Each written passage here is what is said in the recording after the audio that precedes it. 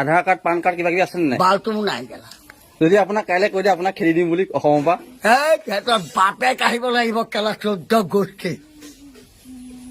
গোষ্ঠী আহিব লাগিব সিহঁতৰ কেলা হাত মোৰ মুখত বেয়াকে ওলাব দিয়ে বেছি সুধি নাথাকিবা মোৰ ৰাগ উঠি যায় কেলা জান মোৰ খবকাৰী হওক এতিয়া আপোনাৰ একোৱেই নাই, কাৰ্ড চাৰ্ট নাই। যদি কাইলৈ আপোনাক পুলিচে ধৰি লৈ যায়, খেদাব আপোনাক, কি হিমন্তই খেদাব আপোনাক, মোক বাংলাদেশত পঠিয়াব।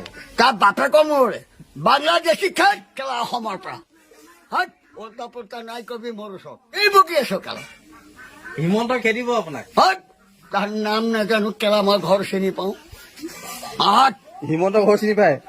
কিয় অসমৰ মুখ্যমন্ত্ৰী। এই বাপ মোৰ মুখখন মোকোলাই নল'বা যেতিয়া আমি কংগ্ৰেছে হেমন্ত বিশ্ব শৰ্মাদেৱক আনিছিলো আনি চিধা শিক্ষামন্ত্ৰী বনাইছিলো কিয় বাগৰিলে কিয় মাকৰ পেটত এবাৰহে জগে 10 বাৰ জগে নেকি কাহ পুৰুষ আমি পুৰুষত আছো সামাজিক একো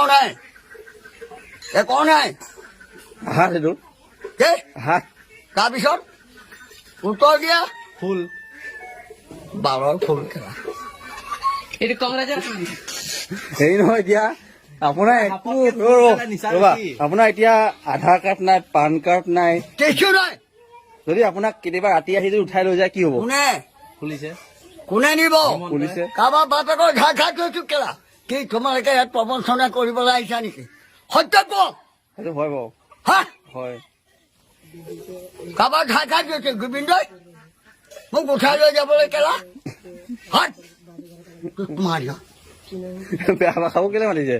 মাতিবি তোমালোকে যি প্ৰশ্ন কৰিছা সেইটো উত্তৰ দিছো পুলিচে কিয় উঠাই দিব মোক হিমন্তই উঠাই নিব হেমন্তই পুলিচ লগাই। তোৰ দাদাক লৈ আহে যা কেলা তোৰ কাকাক লৈ আহ মোক উঠাই নিবলৈ এইটো মই বৰিগাঁও লৈ ভৰ্তি